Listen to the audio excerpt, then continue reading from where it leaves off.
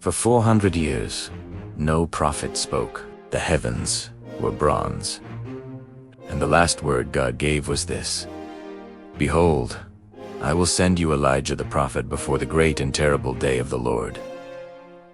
Then silence. That silence stretched through empires, through wars, through generations of faithful families who still whispered the promises. They had the scrolls, they had the prayers, but they had no new word.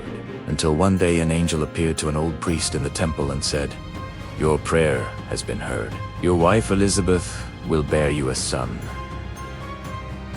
The silence broke. The next word came, but here is what the text itself reveals. God said nothing for 400 years, yet the people waited. They did not abandon the scriptures, they preserved them. They memorized them. They taught them to their children in the dark. They were holding a promise they could not yet see fulfilled.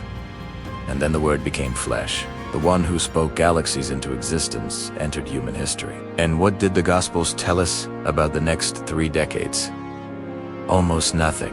We have the birth.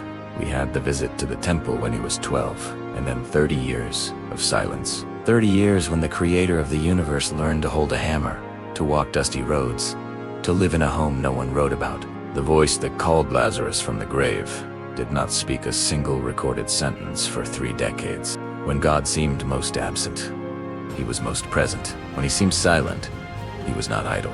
He was growing, waiting, working in the hidden places.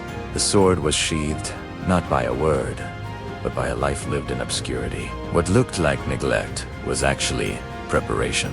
So if you're in a season of silence today, if you're waiting on a promise that has not yet broken through, if your own years feel hidden and forgotten, your waiting is not wasted. Your hidden years are not empty. The God who spent 30 years in silence knows exactly where you are. If you believe that, if you are standing in the gap between the promise and the fulfillment, I want you to write one word in the comments: waiting. Because you are not waiting alone. The silence is not the end. It is the preparation.